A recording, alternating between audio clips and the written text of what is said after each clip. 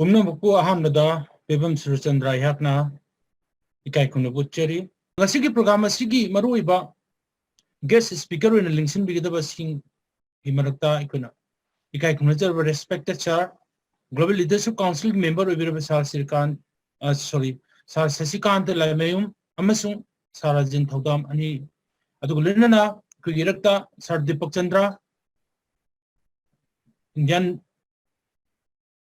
Leadership Council member of Sar Sisu Ekugirakta Yobigani adugulenana Arubeda with Sar Sriknt Mrgmym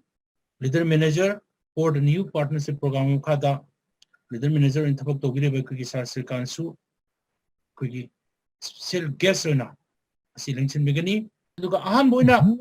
quick program se laksaba se Sar Sriknt laksage Sar Sriknt gi mafumda aina thamjagadaba wahang se tasengna blockchain technology ase ekoi gi new economic evolution du world gi technology moina ekoi sijina base koi hauji hanadi ethereum blockchain gi through the ekoi tormi aduba ekoi gi oiba blockchain ama semgatlaga matungda hauji blockchain sida ekoi external market sida kuna thorokpa matamda haibase oirakadabnina blockchain habsina togodaba magi function adu technology sina ekoi pigidaba magi mong matau singa se chawrakna masi sardagi khangjaningi adugulenana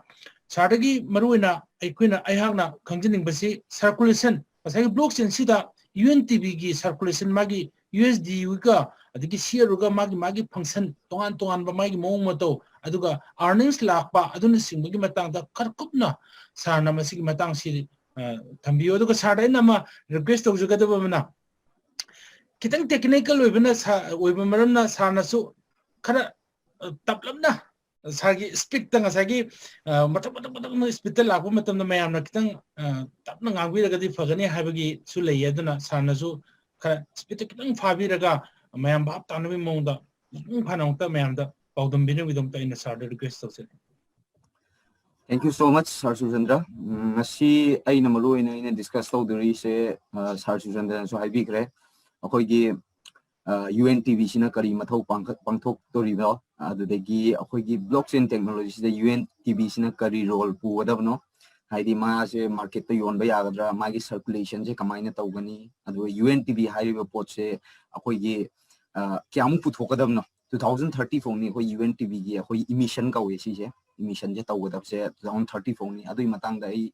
lijarake aduga mamang da ko ethereum da koina hamba da mayam ningsingam gani January 15 da ko ethereum da ko gi crypto unit ki mai transaction myam je ethereum da ko transfer tawmani adu da mayam na su khangbiram gani ko 0.25 cent commission noina kakpani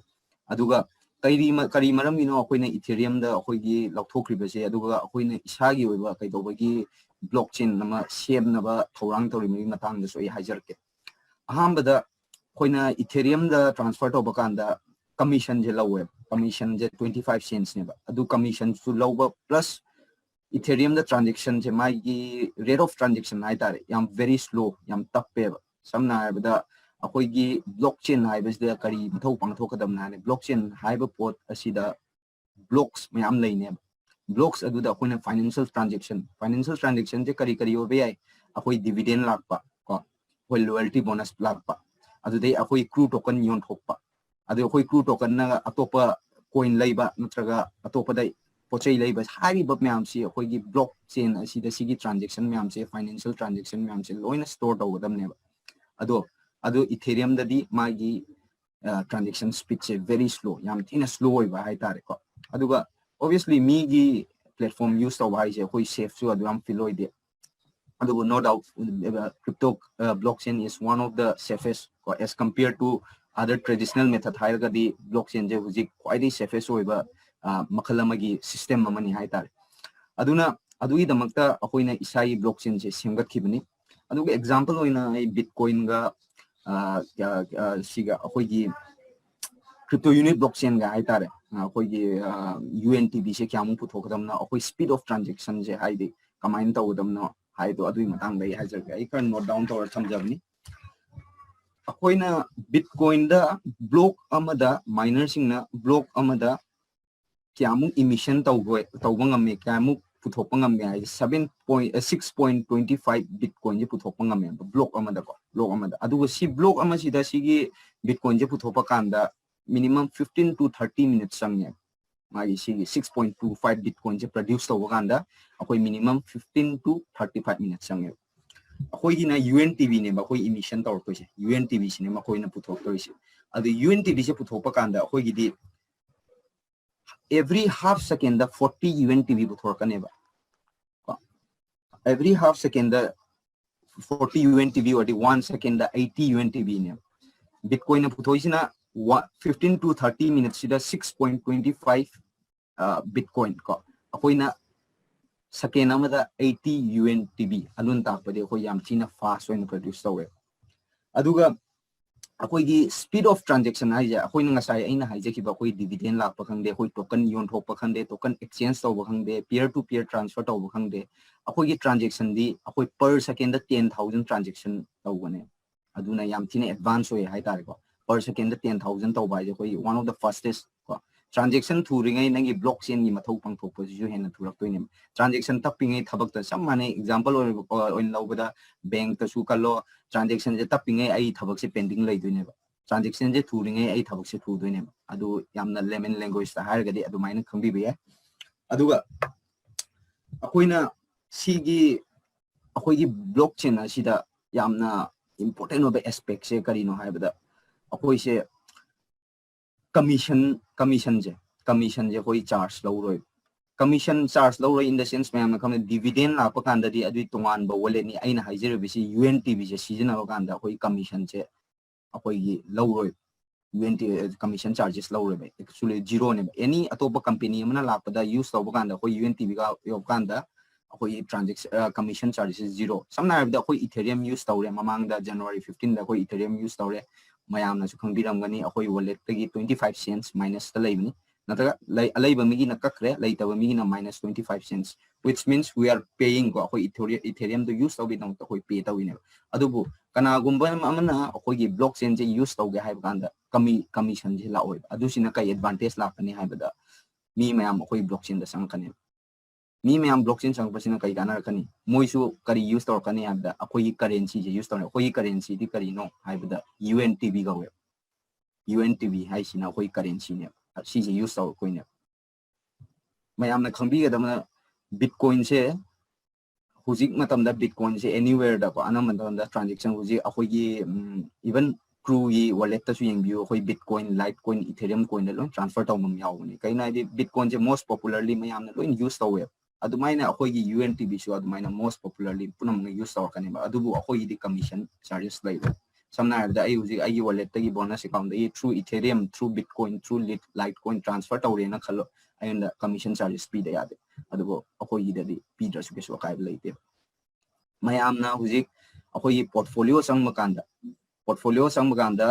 cryptounit.cc hai ba je akoi blockchain ni website ni mayam na direct sang ba haijadra ga so akoi gi crew gi natra API da login tawra ga crew gi magi back office login tawra ga dum portfolio number ga site ta yawni adu dum synchronize tawra link tawra ga thambani hai tar mayam sang manungai ba hitab lai ga su ba adu dei dum sang bio adu da UNTV da 8 thaina u ne ba huji adu company na promise to visit 10 UNTV p ni hai na ko akoi huji active partner da ni ko active partner da 10 UNTV p ni ai je already p kharane ba adu mayam na khangbiram ni akoi 10 UNTV sida 8 UNTV khata laibni kaido bagi 2 UNTV laitino ai wakal da sulam ba ya adu si kitang technical di oi adu bu ai hajar ke akoi UNTV se putho ine UNTV se putho pai matam da akoi blockchain sida block mayam sida space samanda ka tai samna da akoi phone da pochai hap to ine phone da pochai hap da memory card da space laitra ga di kamaina hap kani hap ya ro adu maina akoi hairi ba UNTV se blockchain da gi produce mana space am daka tai memory ma daka tai aduna hujiki 2 UNTV se si je akoi space to phangnawi damaga 2 UNTV do piri ne adubo 8 UNTV si de akoi gi oiramni si sai ni aduna akoi pulapna 2030 vo UNTV puthokda ba se 723 million UNTV emission tawgadamni aduga hairi ba UNTV asi hujik already 7 million sold out oiram kamaina 7 million akoi hujik active partner oina verify to account active partner in 7 lakh mukti lay aduda 10 unit p di 7 million thokane and 7 million UNTVD is already swallow yaw pangrabane aduma layra aduga akoina mayamna haidi yamna hangnaba question hai tare akoigi UNTV se akoi market ta yunya gadra kamain tawgani UNTV se akoi staking through staking na phang kan UNTV se yon thok ya gadra kamain taw yes UNTV yon thok pa yagani koi market adubu mai isu criteria ama lay aina transaction tawri matamda samna habda aina crew yon manatra financial transaction ama blockchain da store taw ganda di adu di yaro adubu transaction taw da bidai na dum thammaga yon thok pa sidi market pa ilai na yagani koi UNTV se aduga UNTV sina khwaidagi maru iba kanagadaba hai tar gadi akoina atopa cryptocurrency sisu UNTV na laiba yagani atopa cryptocurrency market ta list taw base akoigi UNTV sina akoigi keno se laiba yagani adun takpadi mayam staking ni matang da Rajen su details ta panbirani akoi UNTV sina kari mathau ta no kamaina sidagi akoigi compounding interest ama form tawraga kamaina keno tawbo yaga tabno hai dudi Rajen su panlani adubo aina haining isidi mayamda UNTV haiba potse yon ba yagani UNTV haiba potse nang cryptocurrency laiba yagani UNTV haiba potse stock market invest tawba yani loine yarakane sig systems aduga mayam CMga haijoge akoigi hoji USDU se akoigi mayam na sukambira mani sida akoigi dividend lakoni koi dividend se USDU se dividend lakoni ado hoji company na hoji process license se koi Swiss bank tagi lawgani akoi license already almost done ni adugo ngarang mayam webinar ta webinar de akoi Antonia mayam na so haidani hoji tin numit te hairoi numit hairadi ekta oidi are mayam ne ka sagi tawina adina thagra sangni na haibani mana phagi oina ko haidi most probably 2-3 months natraga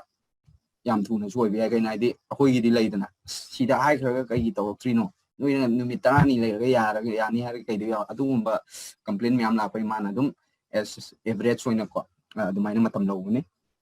duga mayam mathanga last oina aina discuss tawgada se okay UNTV matang di blockchain matang di almost done ni aina khalle ko akoi si adugo blockchain je adugo last oina aina budi haigre UNTV na si mathau pangthorakani akoi UNTV se through staking phangakani adude cryptocurrency laiba yani UNTV se yon thokpa yani adui kanaba mayam de aire aduga crew investment token thina karina da akoina huji crew portfolio pai ri se akoi digital share ka weba akoi global portfolio ge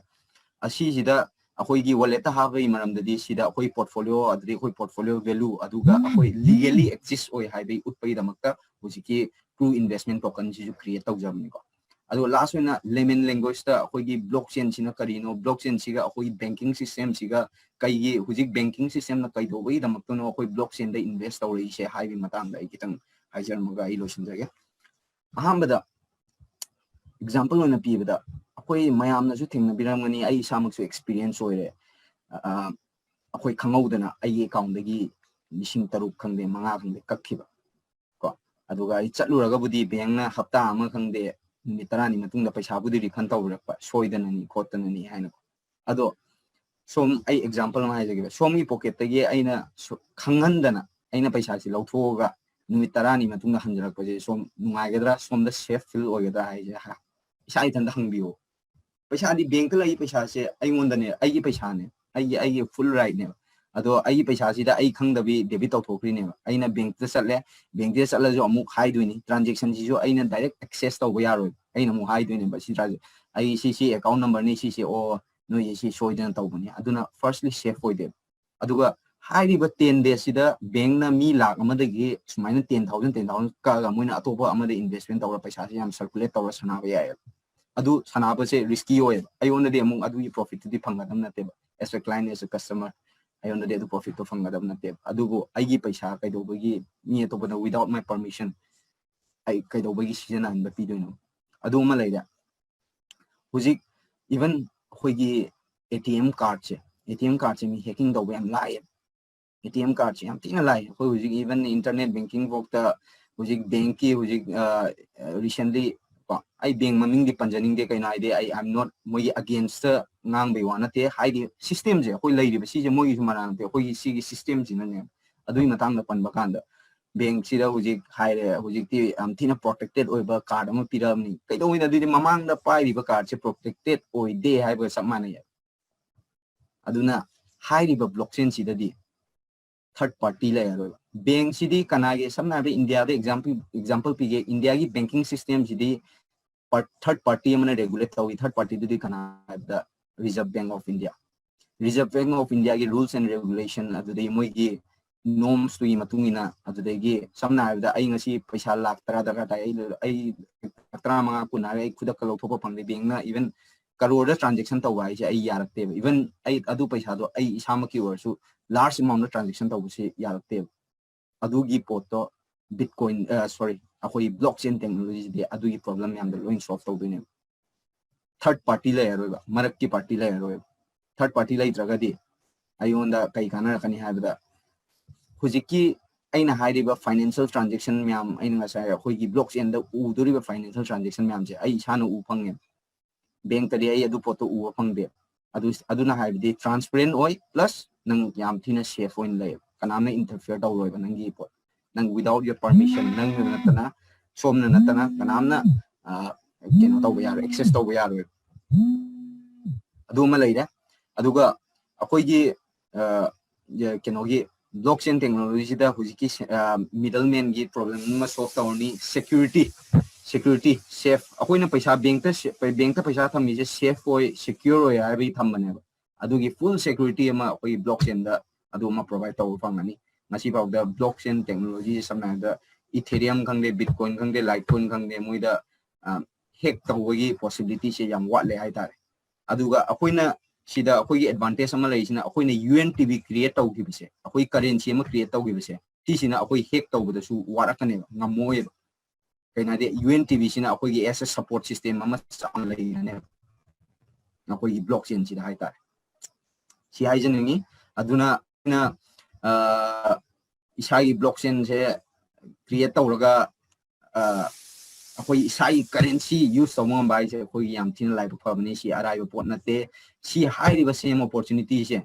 example in the matamama bitcoin na Facebook ta so hairam mi am da message tharam me ba message tharam me ai minus mining taw ba hodore sumaina puthokpa sumaina emission taw ba hodore sumaina digital currency ma form taw ga mi kuntra ga ta response taw ke adu kanda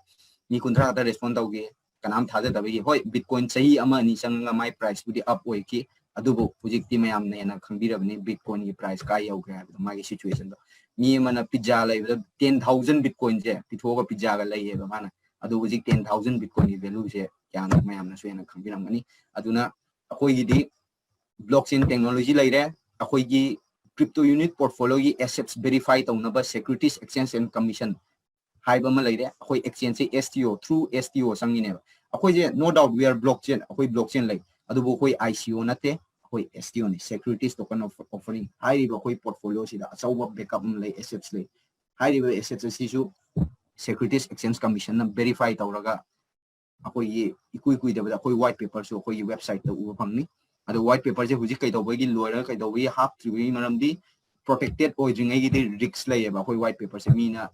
hai expose taw kai na de akoi ju competitor myam lai ri banina aduna protection do lai re har kan da akoi website da yam athu bi da akoi gi white paper si fundorani adu har ga myam loisin jage thank you so much welcome sir sabong kali tan thagachai maramdi hujik sana mapung oina blockchain amsu UNTB gi matang da fajana mapung oina haibi gre ado hoi blockchain haiba technology se khara kuirabo itaraga su miyam pak sana layman sing aduga te ordinary people sing nadi masi munna khangdaba technology mo ibani ado sana hujik haibi kibigi maraktuda hujik si ai wakhandadi tasena blockchain hebasi karino magi mathau mana tawriba magi function je kaino habi gi matangda mamangda sar dipakna matik amadi habi gre ado masigi matangda ai na tahodobra yamna sugaina habi gi di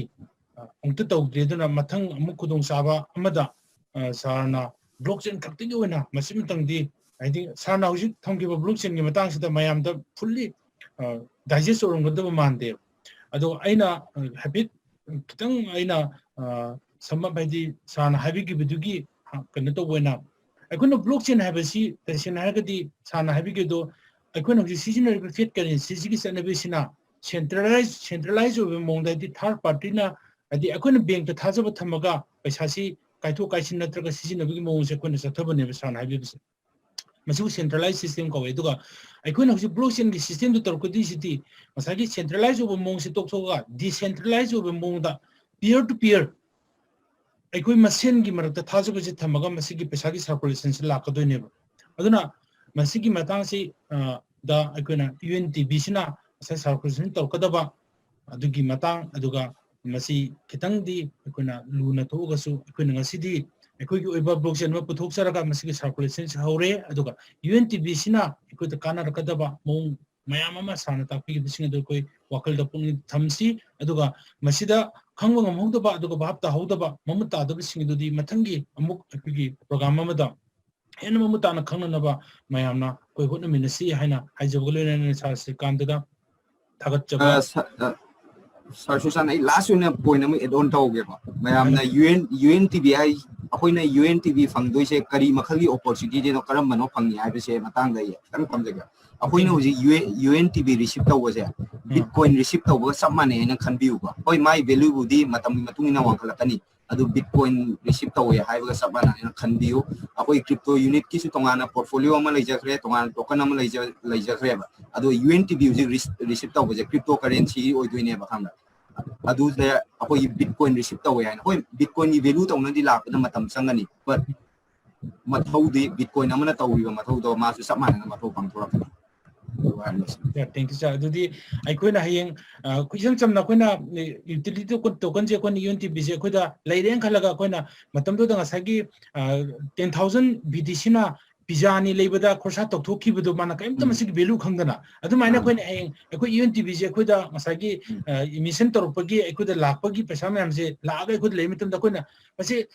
maman ahung mamon do koina circulation tokthok yon toktan toroga de koi mangjagani masi jo koina store toroga thamtara gadi store topagi dum ta koina di samna habada sana panbigi da sana panbigi da sagi 10 khak koida pira karbam tungda tuma ka hobu je kai no ida di my space leibagi ne do adu maina ko space leibagi koi khardam thiraga ekoi store to thamo ta gadi matam khari matungda ase UNTB sigi mamal je hagal pe value hagal pe matungda masi to achau koi gi chila koi lambi moi gane habane thank you very much sarmo pari tan thagat chai yam no mutta na sidi yam tap na phasana bhap tanar be sana tapi bisi dam tang pele tan thagat chai ado mathang sidi ai sa kano da Dipakchandra da lak chage sir Dipakchandra hojik si kano gi UNTB gi aduga sigi blockchain gi matang si phau yor matam si phau da hojik se tasena UGN gi maramda aduga data mining gi maramda masigi subscription ni matang da adigi tasena lingin tawbugi matang sida tasena hojik phau samam na ba se myam leire ba sa aduna aigi group ta phau da mi myam am hojik se magi link tap tawbungam da ba khotam myam am su leire ba ado masigi matang si ju sigi discussion awar sida masigi point amoina sarna khajitang masagi hana haikibu su hanjana haibir su ku sukaide ekoi tabiriba viewers singsida mapung phana UGN hai ba masung data mining system sigi magi subscription na kamai to khotpa habigi matang sida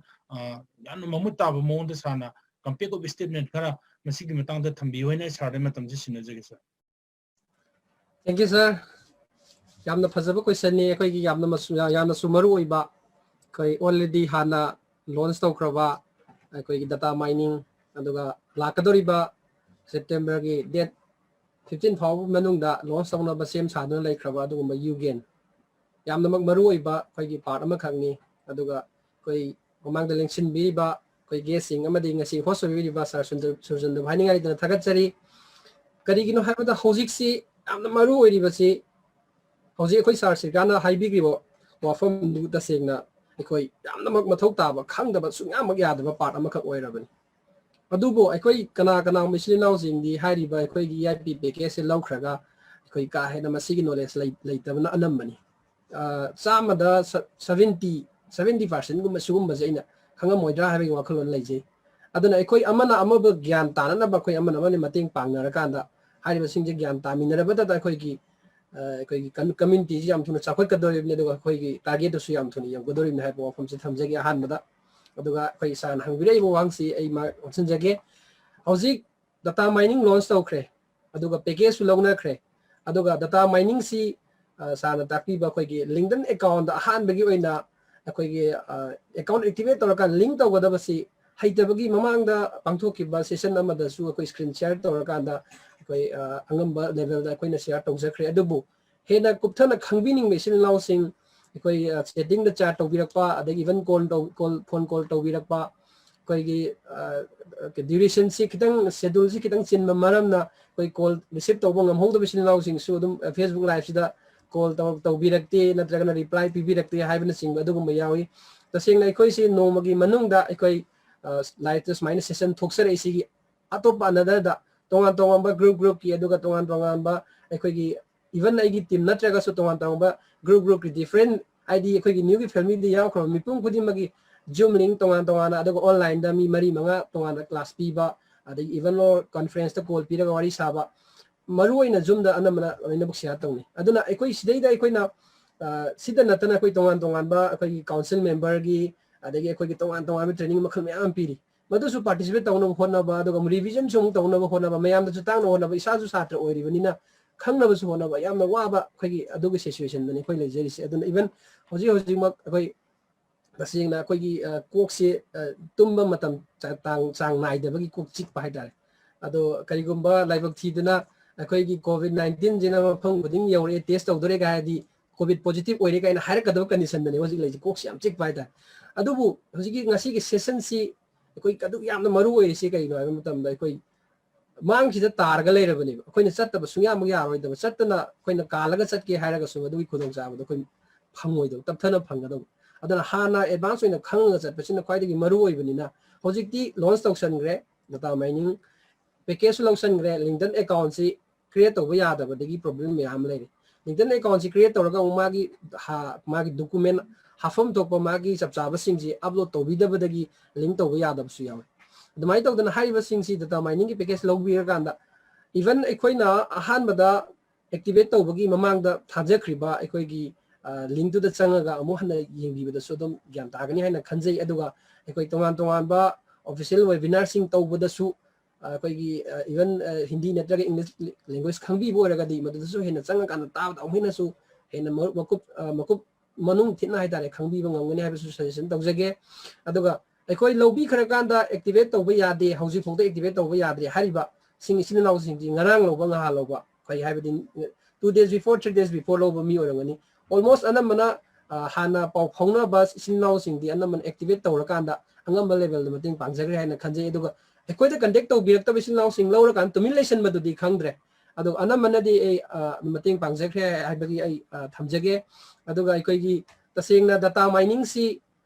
ꯑꯍꯥꯟꯕꯒꯤ ꯑꯣꯏꯅ ꯂꯤꯡꯗꯟ ꯑꯦꯀꯥꯎꯟꯗ ꯄꯤꯕꯅꯤ next ꯂꯥꯛꯄꯗꯗꯤ ꯑꯩꯈꯣꯏ Facebook ꯑꯗꯒꯤ ꯇꯣꯉꯥꯟ ꯇꯣꯉꯥꯟꯕ social media ꯃꯌꯥꯝ ꯑꯦꯗ ꯇꯧꯔꯛꯀꯗꯧꯔꯤꯕꯅꯤ ꯃꯗꯨꯅ ꯃꯗꯨꯗ ꯑꯩꯈꯣꯏꯅ ꯄꯦꯀꯦꯖ ꯂꯧꯁꯟꯈ꯭ꯔꯀꯥꯟꯗ ꯑꯦꯛꯇꯤꯚꯦꯠ ꯇꯧꯗꯅ ꯂꯩꯕ ꯍꯥꯏꯕꯁꯤ ꯌꯥꯝꯅ ꯐꯠꯇꯦ ꯑꯗꯨꯒ ꯗꯥꯇꯥ ꯃꯥꯏꯅꯤꯡꯒꯤ ꯑꯣꯏꯅꯁꯨ ꯑꯩꯈꯣꯏ ꯇꯣꯉꯥꯟꯕ ꯏꯟꯀꯝ ꯄꯤꯛꯄ ꯆꯥꯎꯕ ꯊꯤꯗꯅ ꯈꯔ ꯂꯥꯛꯄ ꯍꯧꯈ꯭ꯔꯦ ꯍꯥꯏꯕꯁꯨ ꯃꯃꯥꯡ ꯁꯦꯁꯟꯗ ꯍꯥꯏꯖꯈ꯭ꯔꯦ ꯑꯗꯨꯒ ꯍꯧꯖꯤꯛ ꯇꯁꯦꯡꯅ ꯈ꯭ꯋꯥꯏꯗꯒꯤ ꯃꯔꯨ ꯑꯣꯏꯔꯤꯕꯁꯤ ꯃꯥꯡꯗ ꯇꯥꯔꯒ ꯂꯩꯔꯤꯕ ꯑꯩꯈꯣꯏꯒꯤ ꯉꯔꯥꯡ ꯑꯩꯈꯣꯏ ꯁꯥꯔ ꯍꯧꯖꯤꯛꯀꯤ ꯃꯃꯥꯡꯗ ꯑꯩꯈꯣꯏ ꯁꯥꯔ ꯁ꯭ꯔꯤꯀꯥꯟꯇꯅꯁꯨ ꯄꯟꯕꯤꯈ꯭ꯔꯦ ꯑꯩꯈꯣꯏꯒꯤ ꯕ꯭ꯂꯣꯛ ꯆꯦꯟꯗ ꯑꯩꯈꯣꯏ ꯂꯣꯟꯆ ꯇꯧꯔꯛꯀꯗꯧꯔꯤꯕꯁꯤ ꯏꯟꯇꯔꯅꯦꯠ ꯑꯦꯛꯁꯆꯦꯟꯖ ꯌꯥꯔꯀꯥꯟꯗ ꯑꯦꯛꯁꯇꯔꯅꯦꯜ ꯂꯥꯛꯇ꯭ꯔꯤꯐꯥꯎꯒꯤ ꯃꯅꯨꯡꯁꯤꯗ ꯑꯩꯈꯣꯏ ꯈ꯭ꯋꯥꯏꯗꯒꯤ ꯃꯔꯨ ꯑꯣꯏꯕꯗꯨꯅꯤ ꯑꯩꯈꯣꯏꯅ ꯈꯟꯅꯒꯗꯧꯁꯦ ꯑꯗꯨꯒ ꯍꯧꯖꯤꯛꯁꯨ ꯆꯠꯂꯤꯕ ꯊꯥꯁꯤ ꯍꯦꯛ ꯂꯣꯏꯁꯤꯜꯂꯛꯄ ꯃꯤꯀꯨꯞꯇ ꯑꯩꯈꯣꯏꯒꯤ ꯌꯨꯒꯦꯟꯁꯤ ꯑꯃꯨꯛ ꯂꯣꯟꯆ ꯇꯧꯒꯗꯕ ꯉꯥꯏ ꯂꯩꯔꯕꯅꯤꯅ ꯌꯨꯒꯦꯟꯁꯤꯅ ꯀꯥꯟꯅꯕ ꯀꯔꯤꯅꯣ ꯑꯗꯨꯒ ꯃꯁꯤꯒꯤ ꯇꯨꯡꯗ ꯇꯧꯔꯛꯀꯗꯕꯁꯤ ꯀꯔꯤꯅꯣꯁꯤ ꯃꯨꯟꯅ ꯈꯪꯖꯤꯜꯍꯧꯕ ꯃꯊꯧ ꯇꯥꯏ ꯑꯩꯈꯣꯏꯒꯤ ꯇꯁꯦꯡꯅ ꯍꯥꯏꯔꯒ ꯑꯩꯈꯣꯏ ꯏꯚꯟ ꯑꯩꯈꯣꯏ ꯃꯅꯤꯄꯨꯔꯤ ꯑꯗꯨꯒ ꯑꯩꯈꯣꯏ ꯏꯟꯗꯤꯌꯥ ꯃꯆꯥꯁꯤꯡꯁꯤ ꯀꯃꯥꯏꯅ ꯇꯧꯒꯦ ꯍꯥꯏ ꯀꯥꯟꯗ ꯊꯕꯛꯁꯦ ꯑꯗꯨꯝ ꯑꯩꯈꯣই ꯑꯗꯨꯝ ꯌꯩꯊꯣꯛꯑ ꯂꯩꯕ ꯍꯣꯔꯦꯟ ꯇꯧꯒꯦ ꯍꯌꯦꯡ ꯇꯧꯒꯦ matam leiragasu matam naksala tauge sigi habit si kitang thadokpiba aduga aikoi company ne hek pere information khudimak si matam chana koina changbiba pabiba thigatbiba aduga sumaina chalagadi aikoi thabuk khudimak loi pending leiroi aduga hena ju nungai ni haijage aduna aikoi UGN sida piba facilities ji mawangi session da haijage tawudu ngasi da samlapam haijage taseni UGN haiba ji aikoi amna paba aikoi gi project ama khangni technology khangni ma aikoi na sigi je lakko mikup to aikoi da phangadori khudong sabdi aduki mating ni tasengna aikoi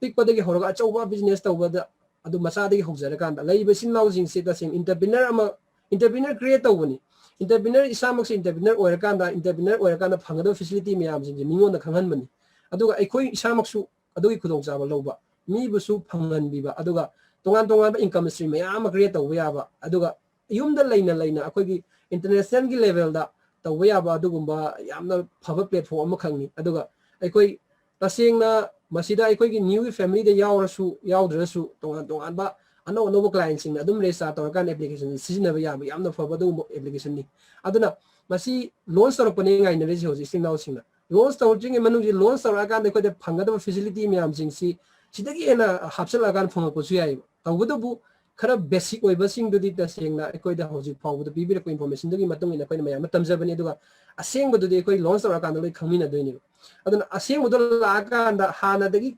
knowledge to kaim law de ho bata ga aseng bu la kan da di amu hina problem oi gani ba adu oi dana bagi da mukta yugen si phajana na minasi ta sing na ekoi tongan ba ekoi gi yugen gi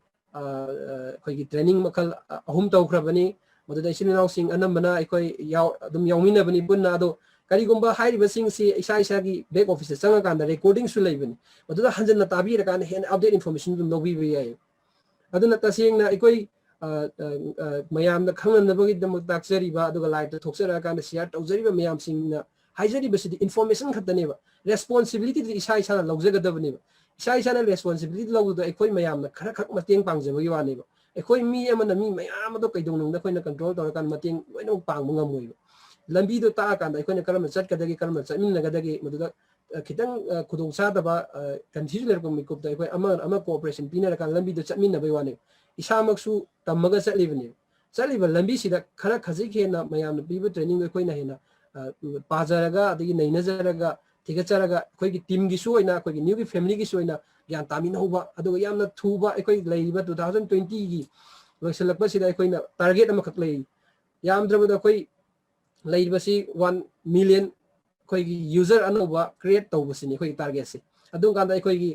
ngasai gi ekoi gi CRE gi point si $14 to $40 ki target ni even adu mok yaudraga su yam drabada koi $1 na $2 yaudraga di hai baduni koi na khanari si adu punamak se koi responsibility ni haijaningi adu ga ngasai gi koi gi yugen da phangakadori posting si phangakani hairaga da phangakani hairaga su masigi khudong ja basi taseng hairaga da kana no hana khudong ja pi ga dori si mamang da su pankre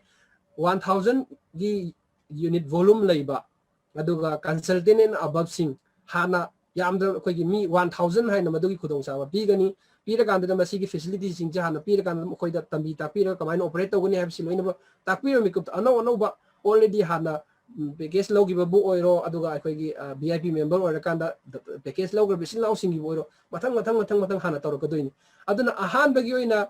changsel log basi da yahora ga di hena khudong sa gani haibadi thabak khuding mak se mangsin thana chatba sing si dum hena hana thuna khangmani na madugi tawna bagi dang haijabani aduga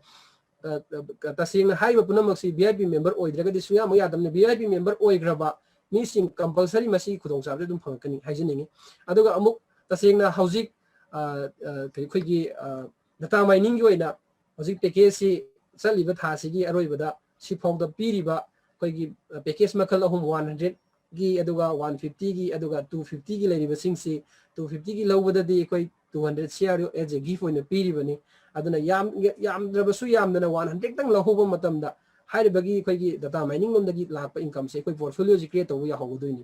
aduna masigi leiringe sara khida mu yuge na mulaki mi ko masugi confusion leitana bagi dam data mining gi matam leiringe sida lobi ning ma leiba gadi lobi horo ta segna lobi da ba di storm song di decision ni tawdabu satli bai koi gi new messenger iba haidi new economic evolution of the world pire iba khongja sidi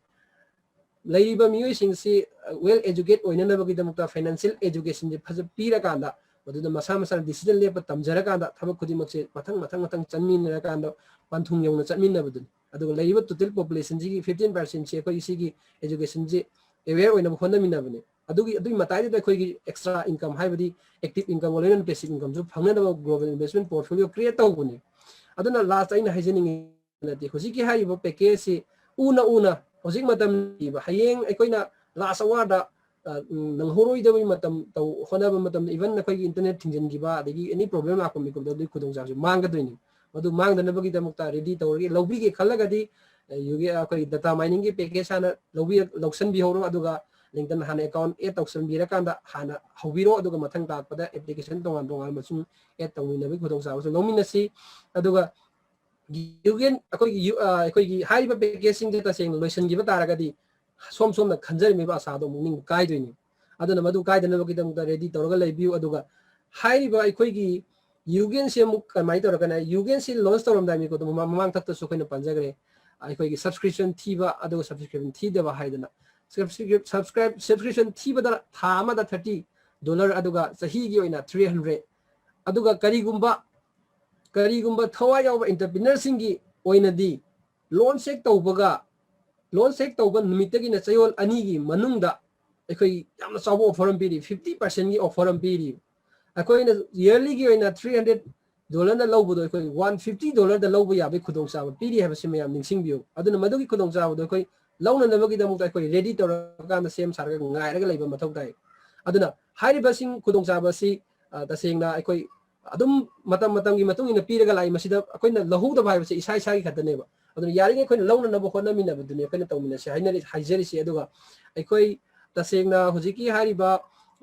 yugen se lakpa mikupta phangada facility di akoina khanjari ba mayam no webinar to da hairi ba live session da program da hairi ba sidagi hena tamada ni ba phangga do ja tongan ba akoi mamang da laikhraba application haibadi khudum wire kan Amazon Flipkart adagi lairi ba akoi gi koi payment gateway makhan sidagi sisine extra oiba mayam piri madugi piri mayam singita singna koi sugumbo live session sida tongan discussion awar sida masida wari sab matam ne koi mom ta so mo koi ngasi live ta thoka na mayam information piri sidi som na tummaga leiruba khanjana naga leirubu singda amu hawdok paneba koi na madu matam yore masi tahorasi masi kanaba poni som na kariguba apamba leiraga di tawbi horo pamdaba leiraga di khangre pabali taga ninghan naraganu thabak se sanction ba horaga sim sanction biro haibagi information do khatane maro ine pirisi tasengna ikoina ngasi khara live session thokseraga koina ngangje ba mayam information pije basina matik sabadi oiroiba adna som na responsibility do kan thigat pir ba aduga aman amu mateng pinara ka adane ba koina ngasagi panthung yogodorisi haijeni aduga mu ikoi hauji yamna nungai ba haitare koi golden friday se matang piraga lakre handa kisu ekoi lagiba tarik kun gani pan sida ekoi golden friday ge khudong chaw pira khre aduga mu golden friday gi khudong chaw je handa si piri se tongan ba ekoi gi package ma khalai tare EIP basic EIP beginner aduga ekoi gi lairiba EIP beginner da only 5% khatani piri se ibdi 50 unit na lowa ya do 47.25 na lowa ya ga do mai to da EIP basic ta ekoi gi 10% pi EIP primary education da 15% pi the to the EIP secondary and EIP higher education da PD by Kogi 20% P 15% PD Singchi. My regal Biraganda, Kogi Golden Friday in the Mr. Lobby have a suya. I would do Masigi limitation number lady house Sandaki Siam Lori. I Kogi EIP lower matamda, Equina 1000 Kogi beginner in a soup, basic in Aduga quite a higher education as Kaidana. EIP Makan Sing Loinable Akanabi Masing Lake Ravanina. Golden Friday yaudring the loito kidra ibaduni chingarisi aduna adugumba ekoi Golden Friday lai haidina su Golden Friday ngaraga laiding da kariguma loito ki betaradi sar singna natraga madam singna leader singna Golden Friday opportunity ju pisal aga kari ngan lo hen kibno haibagi adugum su mo heng la kadaw leiba aduduna ekoi decision di sana lepiu tawbudabu offer do ngai bi ge haraga su risk ni haibadi if karigumba package masing di loito ki betaradi fangoi doini aduna ngarang handa ekoi tongan leader sing hambire Golden Friday sing ngai bna phabra duga masi loksal obna phabra sa hangopo mikupda somgi apa mani tawudabu package masing nei banina somgi decision lepi ro mikupda phangda ba yai haidna na manal koi gi 1000 gi aduga koi gi 1000 gi package kaman no hoji akana longnari madu longnai eboko aduna masi gi khudong sa basi masu haijeningi aduga Golden Friday gi khudong sa basi di adakna koi laisi aroi boy gi sui aduga mathang dai koina EIP package law matam da CRU phangidaba yai haidana mamang ta ki session da so hijakrabani daga tongan portfolio myama create tawna mo already da laikhrabani na maduda ikoina lakpa any portfolio khudimok to koina create tawdu ya hauna bagi ready tawraga laiba aduga koi BIP member oibiba account verify tawthokba aduga close meeting summary meeting toini yawiba aduga ikoi gi somgi register email ID da ikoi webinar sing yawnaba adu close meeting yawnaba loina lakpani aduna even ekoi register email id de chang yeng bodo khudong sadre hairaga su isa isa gi back office chang kan da news section da dum pabiyo adum lakpani information singse adugo mamang da tawkiba program mayam gi recording se dum uba pangbi gani ekoi bichubi de lon tarama thoi da pangthokpa siguma program ni na hairiba ekoi gi ima lon si su yawbani na ima lon yawba sing ima lon atopa koi hindi english khang da bisnu law sing su manipur da ninna da na tabi yabi khudong sa do laibani na som som na hanjan na tabi ha su haijege aduga losilak bada ina haijaning badi thabak khuding mak new na sangsel ba thabak khuding mak si ekoi mang na ba tanana ba amata natte masi ekoi gi yamna unique oiba amukta mamang da thokriba MLCI haibidugi marumda lakpanina masi gi makada lakpanina ekoi sungsoi soidana masi khudong sa si lomi naraga na ekoi na ningjarakpa ekoi gi STO changa kanda ekoi gi internet exchange aduga external exchange aduga ekoi gi value wa khalan na bagi damukta staking tawba haibana sing masing sing khangaga ekoi punna chalhauragadi ekoi gi ningmadu thu soi thuna thungani loina loina ekoi dividend lakpa matamda ekoi na khanjaramba sadagi hela chaunu phangpa yai haiba wafam ji thamjaraga back to the host. Thank you, sir. Sabung kali ten thakachari sagi mabutana Gyan namasung data mining matangda system jing matangda photo picture ngai sa aduga aina sarda amatang hangning ba hai tare hangning se kain hagadi sagi hojik data mining gi matangda chamam naduna leiriba mi singsi sarda su pon lawani khoida su lae do masa masa yaudragadi amusu yadabane ba sigise masa masa gi ponda magi lingin je tawraga hangaga tawgadabani na aikoina su aigi group ni haraga su aina loina mak tawbibi yaba pot amati oideba sa aduna aina haijining base ko ni sarna matam amatang yam khara thubada di he hanchi chillaga ju khara thuba matam da sarna matam tang kai thok pire haraga amtang asagi loihuk basing do koina group ta hakolaga matam tang sarna phambiraga mayam solution be yabagi tang tang sarna pibiraga di moina nuaijagani habse aina kano tawjeringe sarna dum matam dum ta kai thok pina baina madum tang thank you sir sigi wafam da sir ko gi karigumba ekoi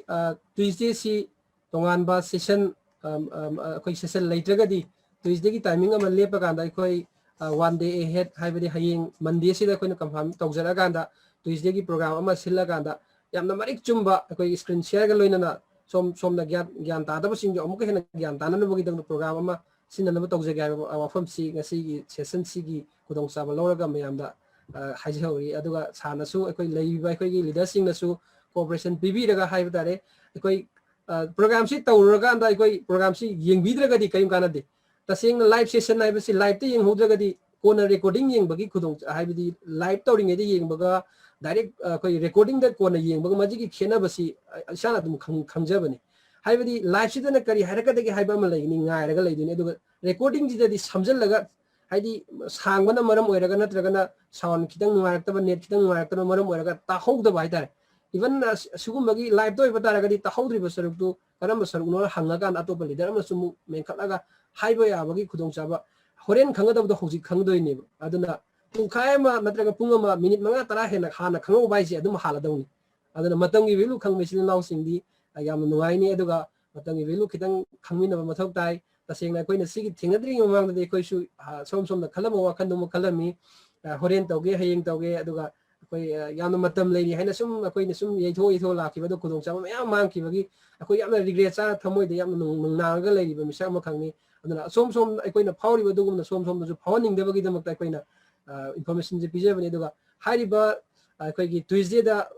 program si thamna na bagi dam soi soi dana koi arrange tawna bagi dam sinja ga ma famji thamjagi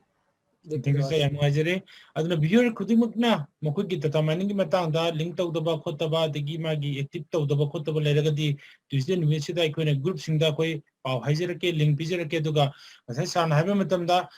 live ti yahu baisna aina hangba question hangba yabi kudong jaba amsu chawn leidoini aduga recording habisidi question na hangba yaroi aduna masigi si timing si chapchana koi punna tang program tang tawbo da sana yaba pbb dam tang phai ten thagachari aduga mayamna sumasi sarga amina service hajaraga sardipo phai ten thagachari aduga mathung si koi ai sarajinda laksage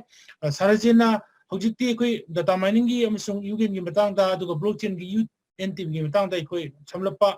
khangba yaba khai khangkhre aduga hojik khoi te chamam duna khangba yamna khangbagi khawrangna leiba magi kano khara point khara leisa aduga sadagi na khangjaning basi aikuina staking tawba haibasigi matang si sida ketanga mamutana khangjaning maramdi hana koi staking tawbasi hogre staking tawbasi hauji staking tawmatungda magi internet exchange hena amasu lakhra matungda koi internet exchange kuthangda yonthokpa natra kai thokpa natra staking tawba madugi mayamama leirambadu amu internet exchange amu matam khara thinge habagi pawam sung tage aduga masi thingdunu leiribra masi anuba version da naunamu lakada bisa kari khenaba legadege habagi matang sida staking ga luna ne sana internet exchange gi anuba update version gi matang da su sana mutana kitang mayam viewers singda thambiram hoine sarde matam si sinajirisa.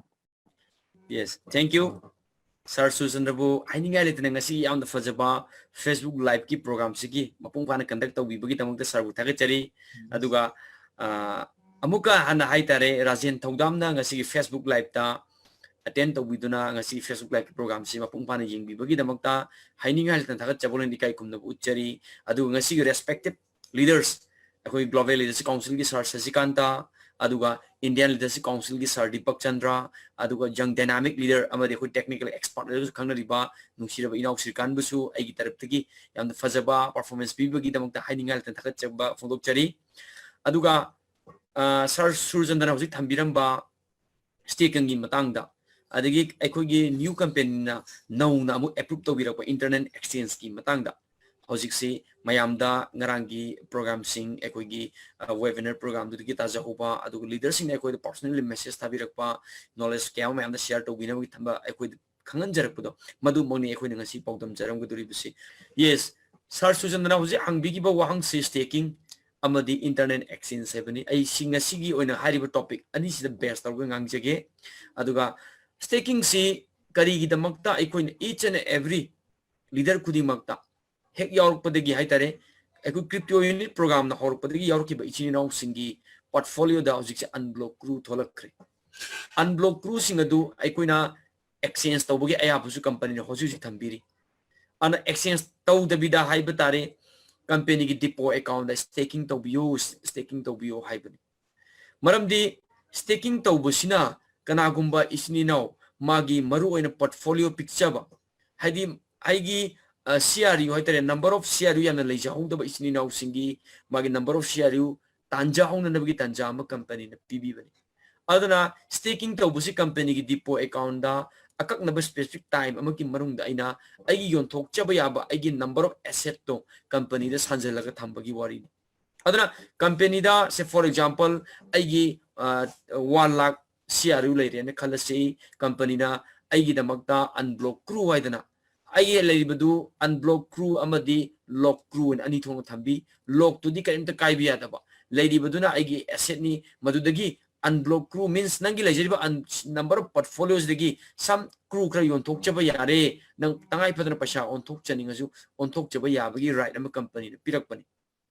adubo company na khodi yamna fajaba knowledge amasu thambi madu aina pasha on thok tabida company gi depot account na sanjanjaragadi nangna unblock crew in adum phangani haiba che for example aina tha amagi thamba yai staking da tha ama natraga tha ahum thamba yai tha taruk thamba yai sahi ma thamba yai sahi ani buk thamba yai housing company na pd staking je only 2 years na quite ki sangba matam oiri haitare adana kitang sangba 2 years si aigi leijariba portfolio da 1 lakh tu dagi 10,000 unblock crew company na pithok pire unblock crew yon thokera natraga company gi depot account sanjan gira haina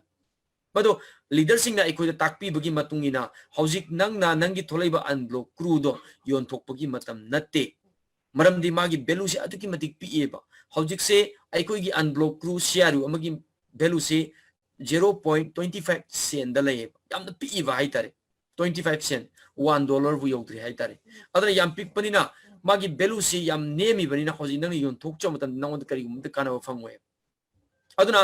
madugi mahuttu da nangna company gi depot account da sahi ani gi staking tawgre company gi depot account sanjan gare adu sanjan madan company na khoi de kari pirakani 2.5% nang thamjari ba unblock crew dugi 2.5% phangani ba 2.5% means unblock crew se 10,000 tambada nangna phangada bu se 250 250 nangna unblock crew phangane aduna phangiba unblock crew du mathangi tha olakpadadi madu nangna yon thokchage haibra natra amuk hana company gi depot account da amuk sanjanbagi right chu pibiri same sina tai badi karino compound interest hai tare aigi interest na amuk interest adam phangjaba hai tare phangnan bagi tanja pi aju unblock crew to adu tadi aigi 250 do amuk aina staking thadaradi 250 du gi 2.5 amuk phang ane ba somda 2.5 to amuk su mathang de dim compound interest na interest la kanda nangi hana picture number 1 lakh share yu lebido mathangi next ta ola podadi nangi number of share unblock share hengal aneba smai to na matam khara sahi ani degi mari degi taruk thamukdadi nangi 1 lakh share lebido interest na interest sum hai tare sum chok thokiduna jar chok nangi portfolio number of unblock number of nangi portfolio de leba share do henglak na bi tan jam pi hai tare maruina thieng ni yaw ki ba ichini naw sing portfolio picture ho ichini naw sing gi damak tadi high staking je tong na bagi tan jam pi bani amarom da hayeng ai khoi gi external exchange la akanda internal exchange la ka dore external exchange la kanda kana gumam mi amana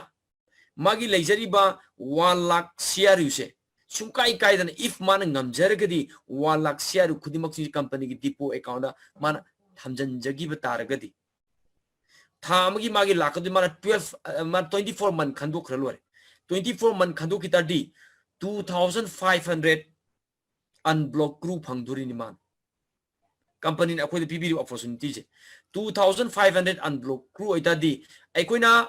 company na akhoi promise tawri aduga akhoi gi leiriba new gi leader khudimak na 175-76 country apunba new gi platforms de punminara ba like man de group sing amoten punminara kanda after STO gi matungda akhoi gi share amagi value se magi value ma lakaduri 1 unit and above fighter $1 and above the lakaduri matam duda aino 1 lakh share se company gi depot account da sanjanjaba tawragadi ai phanggaduri tha amada lakaduri se karino 2.5 means 2500 unblock group phangduri neba to andangi ngasagi total asset to kaithok tabida 2500 unblock group phang ibido maduni yon thokcheragadi means one share equal to $1 da la ena khalase matam da 2500 unit nang phangjagaduri ne around about Indian paisa da 2 lakh ki value da nang onthok chabiare to adu da dinangi laije main asset to kaidre interest to kitang manang season matam nang nungai jena punsi moi laiba padana one share equal to $5 da lakh rene adu de kamai tongni sugum bagi concept ama hai tare nangi leijari ba asset china macha poktu onduna amuka compound interest aja duna nangi portfolio sok thok chauba aduga yarena siokta di hairagadi nana 2500 tu khatang yon thok charasu nangi oiba income ma achauba income ma generate tongna macham oiba tare aduna maximum level da hai tare portfolio pick pasu oisunu chauba su oisunu housing te koi share yu magi value si yamna pi bagi maram na hai tare nangna yariba best level da hai tare staking to bugi haina bise thamu aduga 1 lakh 2 lakh yogita staking da madudagi phangba interest tuna unblock crew na phangai buda maduduna nangna madu kaktana season da nangi live generate to buda nangi am nungai ba punsi ma phangani hai yes makata bada staking gi matang sidi thoidona mayam adum akoina clarify oira mani ana khanjai hoji laibadi anoba company gi promotion program da internet exchange lakadore haiba mamang da lermi ba internet exchange ka hande kizika thoidona khena ba mayam lakadore internet exchange simak ngasi hayeng sida launch tawgugi ngai lerabani haitare ana ngarangi webinar ta hawba isini naw singa tabiram gani ngasi oibi ai hayeng chu oibi ai ngasi nongin nisda mukamana ngarang webinar da haibadi ngasi haibani ngasi ayuk na ngasi nungtang ko oisano ngasi gi nongmani nisda di internet exchange ki facility lakadore hai other internet exchange ki facility lakadore adu message akoina yamna kok thada hogudaba makak lai ngasi Facebook live ki aikoi gi discussion hours mamuta na tabi hobo leadership na haitare ngasi gi akoina tamjari pawdam simak new gi kachin koya da leba leader kudimakta Facebook live ya hogdaba isini nauksinda tambiu haidan aigi site gi request tawjari internet exchange handak live internet exchange di aduki matic akang mami singi da makta di yamna kana jare aduga masigi fully knowledge le hogdaba mioi kaya amadadi yamna thamoi kaina bi masa amasu oigani ana thambiri leader sina karino madudi aigi laiba unblock crew sing se ke dobuno laiba unblock crew sing si internet exchange ki khutang da peer to peer oirak pa yai natraga barsuna open market means akogi new gi platform da airiba open market da mana sell out to bai ayaw pirakadore aduna aikogi new gi platforms is already professionally trader oiraba hai the internet exchange external exchange ki lamda trader gi maranda full expert oiraba leader mayam lumaga lay habsi kaubi ganu aduna mokoigi wallet ta hai tare unit mayam tunga ga tham gare hojikse asoi ba chana na means hai internet as ekoina ekoigi crew exchange ki company na hoji ayabam de piri tawdu specific rate amada nangna nangi lejariba unblock crew du yon thok chage hairagadi 0.25 ta nangna yon gadabani sell out to gadamni company na marak ta leipira akakna rate amada na yon jaba phangjari ba hojikti yon bang amogdra su nangi account mo hanbirak pa haitare adubu internet exchange ki yam sathi budi nang nasana samakse on responsibility je nang nasana logjagani hai yam sathi ri nangi tangai fadaba knowledge full lehdo min unblock crew se kanaguma mioi amana aidi ngarang nahan kakta yaw ki bani nataga yaw di yawre knowledge ti leita bani aigi tholeba unblock crew se khangdana ma nangna narai buk thiragadi maman tan yon jabi right amsu nangi piakaduri mayam dagi khara thuna haitare yon ki ba yana ba kaina maman je tan yon bi right amsu lakaduri internet exchange dati se 0.5 5 cent yon bagi 10 cent yon bagi 20 cent yon bagi right ama yaw ko yam sathi ri aduna magi ngaki pasha magi athuba do nangna bagi damakta haidana magi lejariba yamna fajakraba tungi damakta atuki mati magi life settle to gudi unblock crew du ngaki oijabagi damakta khalaga mana pasha khagi achin bagi damakta $1,000 $2,000 si man order place to thokre belu do ojadubu mana yam ahong boda 10 cent yon thokre na khalasi 10 cent da yon thokre nongi le ka da belu jang wangkhat kre wangkhat kre matam da mana gyan laktana mapung pana knowledge le hogdana mana sell out to thokre adubu company na handak ki internet exchange ki platform sidi amugana wind up to bugi amugana ai replace to bagi ayab yaro oi one sakre lore mongodagi magi unblock cruising do once mongodi sakra amuna halak bugi right later handak kisimadi aduna fully hana knowledge ma ko khangu mathau tai hai maramdi aina internet exchange ki kenosida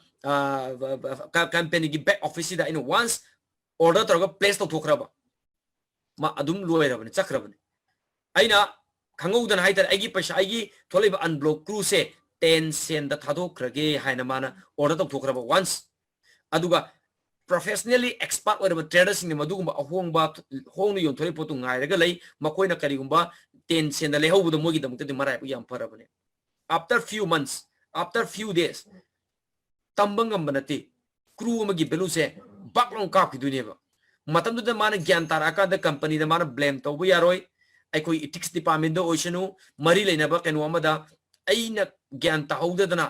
blindly aigi 1,000 2,000 unblock share do smaito soidana yon thokre haira kasu company na madu tabira roe adna hojiti isa na responsibility orani habani yam section na aina internet exchange to to matamda madu khangna to gudabne habani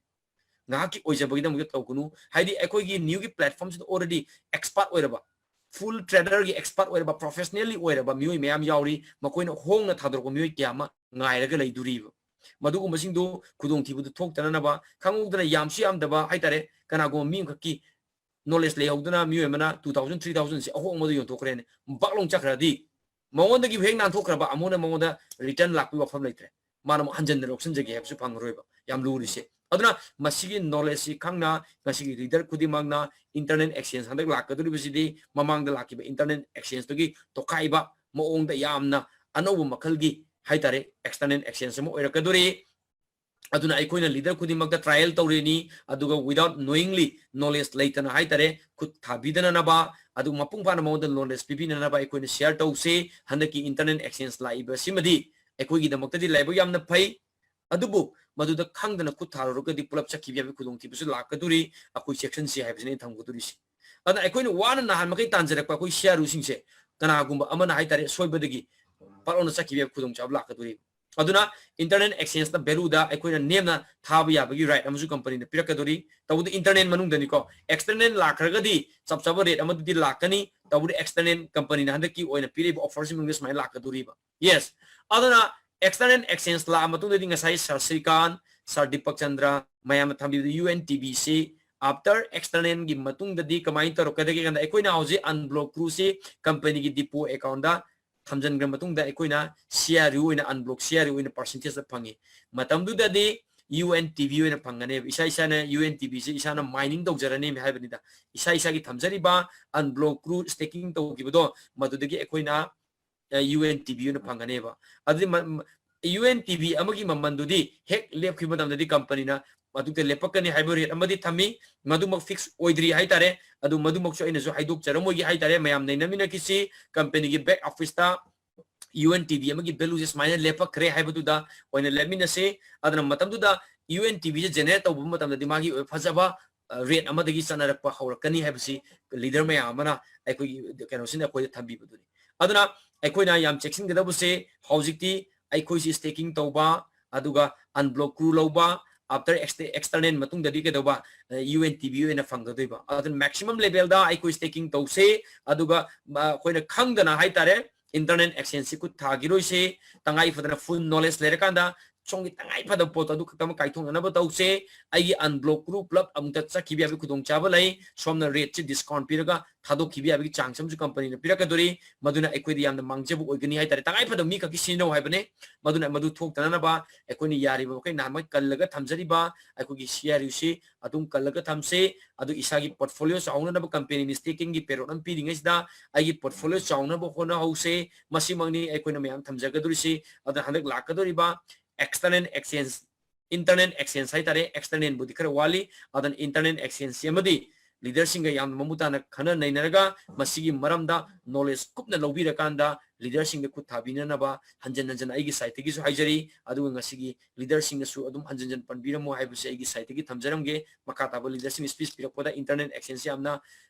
laiba amadi yam luba posam oigadori aduna mioi kaya magi haitare riget chapagi thamoi da taksi sonabai macha amju oirakadori adana magi unblock crew singsi hong na khangudana pharong jon thokki da kana gum tap block kiduri ba aduna aiko yi posi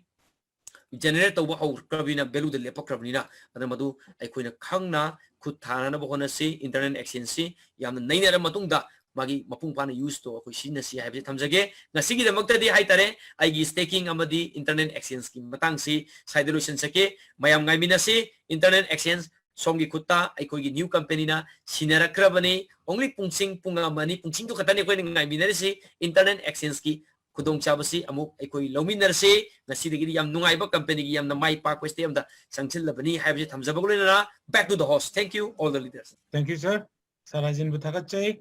ꯑꯩꯈꯣꯏꯅ ꯍꯧꯖꯤꯛ ꯁꯥꯔꯖꯤꯟꯗꯒꯤ ꯌꯥꯝꯅ ꯃꯃꯨꯠ ꯇꯥꯅ internet ꯑꯦꯛꯁꯆꯦꯟꯖꯒꯤ ꯃꯇꯥꯡꯗ ꯁ꯭ꯇꯦꯀꯤꯡꯒꯤ ꯃꯇꯥꯡꯗ ꯑꯩꯈꯣꯏ ꯇꯥꯃꯤꯟꯅꯈ꯭ꯔꯦ ꯑꯗꯣ ꯃꯁꯤꯗ ꯑꯩꯈꯣꯏꯅ ꯍꯥꯟꯅ ꯏꯟꯇꯔꯅꯦꯠ ꯁꯥꯔꯅ ꯍꯥꯏꯕꯤꯈꯤꯕꯒꯤ ꯃꯇꯨꯡ ꯏꯟꯅ ꯑꯩꯈꯣꯏꯅ ꯍꯥꯟꯅ ꯏꯟꯇꯔꯅꯦꯠ ꯑꯦꯛꯁꯆꯦꯟꯖꯗ ꯇꯧꯔꯝꯕ ꯃꯑꯣꯡꯁꯤꯒ ꯍꯟꯗꯛꯀꯤ ꯑꯅꯧꯕ ꯂꯥꯛꯀꯗꯣꯏꯕ ꯑꯦꯛꯁꯇꯔꯅꯦꯜ ꯑꯦꯛꯁꯆꯦꯟꯖꯁꯨ ꯌꯧꯔꯛꯇ꯭ꯔꯤꯉꯩ ꯑꯗꯨꯒ ꯍꯥꯟꯅꯒꯤꯁꯨ ꯅꯠꯇꯕ ꯑꯅꯧꯕ ꯃꯑꯣꯡꯒꯤ ꯏꯟꯇꯔꯅꯦꯠ ꯑꯦꯛꯁꯆꯦꯟꯖ ꯑꯃꯗ ꯑꯩꯈꯣꯏꯁꯦ ꯍꯧꯖꯤꯛ ꯂꯦꯟꯗꯤꯡ ꯇꯧꯒꯗꯧꯔꯤꯅꯦꯕ ꯑꯩꯈꯣꯏꯅ ꯍꯧꯖꯤꯛ ꯇꯧꯗꯣꯏꯁꯦ ꯑꯗꯨ ꯇꯧꯔꯛꯄ ꯃꯇꯝꯁꯤꯗ ꯇꯁꯦꯡꯅ ꯍꯥꯏꯔꯒꯗꯤ ꯁꯤꯒꯤ ꯄꯣꯠꯁꯦ ꯁꯥꯔꯅ ꯇꯥꯛꯄꯤꯕ ꯃꯇꯝꯗ ꯃꯁꯤꯒꯤ ꯄꯣꯠꯁꯦ ꯀꯩꯅꯣ ꯍꯥꯏꯇꯥꯔꯒꯗꯤ ꯉꯁꯥꯏ ꯑꯦꯛꯁꯇꯔꯅꯦꯜ ꯑꯦꯛꯁꯆꯦꯟꯖꯗ ꯇꯧꯒꯗꯕꯗꯨꯒꯤ ꯇ꯭ꯔꯦꯂꯔ ꯑꯩꯈꯣꯏꯅ ꯍꯌꯦꯡ ꯑꯦꯛꯁꯇꯔꯅꯦꯜ ꯑꯦꯛꯁꯆꯦꯟꯖꯗ ꯇꯧꯒꯗꯕꯗꯨꯒꯤ ꯑꯩꯈꯣꯏꯅ ꯔꯤꯍꯔꯁꯦꯜ ꯇꯧꯍꯧꯅꯕ ꯃꯁꯤꯗ ꯀꯃꯥꯏꯅ ꯇꯧꯒꯗꯒꯦ ꯕ꯭ꯔꯣꯀꯔꯁꯤꯡꯅ ꯀꯃꯥꯏꯅ ꯇꯧꯕ ꯅꯠꯇ꯭ꯔꯒ ꯑꯇꯣꯞ ꯑꯇꯣꯞꯄ ꯇ꯭ꯔꯦꯗꯔꯁꯤꯡꯁꯤꯅ ꯇꯧꯔꯛꯀꯗꯕ ꯃꯥꯒꯤ ꯃꯑꯣꯡ ꯃꯇꯧ ꯍꯥꯏꯔꯤꯕꯁꯤꯡꯁꯤꯒꯤ ꯈꯨꯗꯤꯡꯃꯛꯇꯣ ꯍꯥꯞꯆꯤꯜꯂꯔꯒ ꯑꯩꯈꯣꯏꯅ ꯃꯁꯤꯗ ꯇꯝꯍꯧꯕꯅ ꯌꯥꯅꯕꯒꯤ ꯈꯨꯗꯣꯡꯆꯥꯕ ꯑꯃꯁꯨ ꯃꯁꯤꯗ ꯂꯩꯔꯕꯅꯦꯕ ꯑꯗꯨꯅ ꯍꯌꯦꯡ ꯑꯦꯛꯁꯇꯔꯅꯦꯜꯗ ꯇꯧꯒꯗꯕꯗꯣ ꯑꯩꯈꯣꯏꯅ ꯁꯤꯗ ꯍꯩꯍꯧꯔꯒꯗꯤ ꯍꯌꯦꯡ ꯑꯦꯛꯁꯇꯔꯅꯦꯜꯗꯁꯨ ꯑꯩꯈꯣꯏ ꯈꯨꯗꯣꯡꯊꯤꯕ ꯅꯪꯉꯣꯏꯗꯣꯏꯅꯦꯕ ꯑꯗꯨꯅ ꯇꯪꯒ ꯄꯦꯁꯦꯟꯇ ꯍꯧꯒꯦ ꯁꯥꯔ ꯌꯥꯅꯤꯀꯣ ꯁꯥꯔ ꯖꯁ ꯍꯣꯔꯁꯅ ꯌꯥꯎ ꯄꯤꯕꯤꯔꯒꯗꯤ ꯑꯩꯅ ꯍꯥꯏꯅꯤꯡꯕ ꯍꯥꯏꯇꯥꯔꯦ ꯑꯗꯣ ꯍꯥꯏꯅꯤꯡꯕ ꯍꯥꯏꯗꯣꯛꯈ꯭ꯔ ꯃꯔꯛꯇ ꯃꯦꯟ ꯄꯣꯏꯟ ꯑꯃꯈꯛ ꯁꯤ ꯊꯧꯕ ꯍꯥꯏꯇꯥꯔꯦ ꯃꯁꯤꯒꯤꯗꯃꯛꯇ ꯋꯥꯔꯨꯞ ꯂꯣꯏ ꯍꯧꯖꯤꯛ ꯏꯟꯇꯔꯅꯦꯠ ꯑꯦꯛꯁꯆꯦꯟꯖꯁꯤꯗ ꯑꯩꯈꯣꯏꯒꯤ ꯀꯝꯄꯦꯅꯤꯅ ꯑꯌꯥꯕ ꯄꯤꯔꯛꯀꯗꯣꯔꯤꯁꯦ ꯃꯦꯛꯁꯤꯃꯝ ꯑꯦꯟड ꯃꯤꯅꯤꯃꯝ ꯍꯥꯏꯅ ꯂꯥꯛꯀꯗꯣꯔꯤ ꯀꯅꯥꯒꯨꯝꯕ ꯑꯃꯅ ꯕꯤꯛ ꯇ꯭ꯔꯦꯗꯔ ꯑꯃꯅ ꯍꯥꯏꯇꯥꯔꯦ ꯃꯥꯅ ꯑꯩꯈꯣꯏꯒꯤ ꯅꯝꯕꯔ ꯑꯣꯐ ꯁꯤꯌꯔꯁꯤ ꯂꯧꯅꯤꯡꯉꯤꯕꯁꯦ ꯑꯀꯛꯅꯕ ꯑꯦꯃꯥꯎꯟ ꯑꯃꯗꯤ ꯊꯝꯕꯤꯔꯤ ꯃꯁꯤꯃꯛꯁꯨ ꯀꯝꯄꯅꯤꯅ ꯌꯥꯝ ꯅꯨꯡꯉꯥꯏꯕꯅꯤ ꯃꯦꯛꯁꯤꯃꯝꯗ 2000 units maximum da 2000 unit tagi hena ma lobu yaroi adugo kwai minimum sina 1 unit samna haragadi $1 minimum oiri dollar amadigi tana su lebiya ta man legi kala di kwai minimum ji $1 oidoiba share se adagi maximum sina $2000 adugo tawudabu hariba $2000 se karigi damuta akaknaba thamai no hagadi aikoina anti money laundering ek kaina law ma khak lei international gi base satna ba madu akoina madu ngang na sat pai tare international gi law se akoina rules and regulations ngang sat pagini adu bu mana $2,000 se several time 2000 amagi jum lai re nga lagi mana angkak na na dum lei jabdi ai amukta 2000 digi hena di lei biati mana share ji loning ha sa in adagi kana gumba amana su sero to to kera ga su magi chang do yenga ga 2000 digi hena sero to to pidana bhai tare chang amu company thambi rei tabu several time hai tare thangna dum tora lore du budi ko learning mi sing na se 10000 kilo ga du 5 time lore lore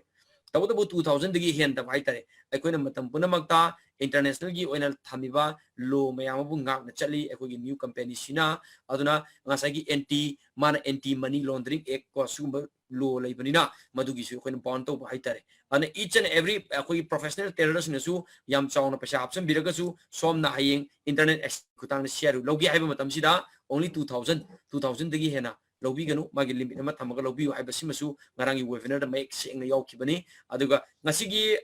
kenogi program si aigi ngasi Facebook live ki internet exchange ki maram sida kupta pa mayam ma khangbi ninga su ngarangi ko Facebook live dum changbiraga ngarangi webinar do changbiraga adum isana tajaraga su hena kupthana phangani na knowledge samjai ana minimum da 1 units maximum da 2000 unit hari basi internet exchange lagi share logi ha gasu company ni smaina limina ko tambi pani si mai sai option janing bani salda makata badi sar host na marik chum tambi na bai ning thank you sir yam ngaji sa yam ngajare adu aina ngasai sana habiki su yamna ngasai hayu da badu 2000 limit to adu masu kan bai aduga sengna aikoina sarajina su aduga aikoina su appeal to jani ba asagi internet exchange boro external boiro sida lakadu bi yam sida aikoina tabiribasing aduga hoi akhangbasu mayam ama yawbirangani aduga khangdabasu yarongani aikoina appeal to jani musi kano ta gadi yaragadi sukyon thokpiganu haibana sukyon thokpiganu madu staking toroga thambiraga mathang madurga lakpa UNTV duna mathang karak halaga hayeng matam charwa matam da aikogi leijariba asset adu lengna thamaga madur karakpa compound interest na lakpa khaiduna akhone sijinaraga sakotpa yabagi matam du da koi sijinasi hausi koi nadi internet exchange adu aduga laiba external lakpa matam da so akhoi share room yam je loinmo hausi internet exchange di only unblock share khaktang masida depot account hapaga staking toroga yontu injin yari ado external lakpa matam di akhoi laiba whole laiba akhoi share si lakama laiba ni laiba ohum laiba mari laiba khudimok se loinmo hadi unblock oirakadune adu matumda de koina ikhan khalawdana masisida ai lagani leire adu lamadi on thoro geni on thokta ga lamadi bilu de after 2-3 months ayung ka godoine adu matumda ayung hanagi lesson jarge sai khangudra yaro habne sa Rajen no different yes no different once man order pasteograba mo de chakra da wa hala ro aduna mayam da koina appeal se hanna tawjin bi kanita isana hosi paijil ba kanusi share se internet da lakpa matam da su staking toroga mado aikogi depot account da thambiho ado hei extend da lakpa da su yamdrabada matam khardi mado aikona depot da thamaga madagi lakpa UNTV duna aikoi circulation toroga UNTV jom sakhulalaga aikona matang yin sanagi yin kokpa yenbina olokpa masadu yenau oiringe da aikoni yon thokbudi maduni yenbi holaga marum ko ga sabdu na fai habne adugi potune baduna mayamda sana thambi basi amna ngai amna mamutana sana asumana akogi internet exchange amasung akogi hauji update information mayam sam pibi gi dum tang khali tang thagat chai adu hauji mathang asidi ina akogi kudum ki hoi punum ki haitare guru ronda mai onjan jarake aduna sasasikan tana thambi ga dabasi maru ina asagi poisa kenona Sriknt thambiramba Sir Dipakchandra thambiramba Rajen thambiramba kudumok sisin asuppa oni subjan biraraga kari sana hongdok piningba to haibiningba precaution orgasu warning orgasu na update information orgasu sarda matam se ene sinajege sa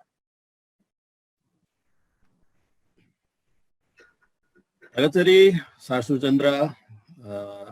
mating asigi yengbiriba kogi viewers kudingmakpo an mamaktada sa Laimayum na kurumjari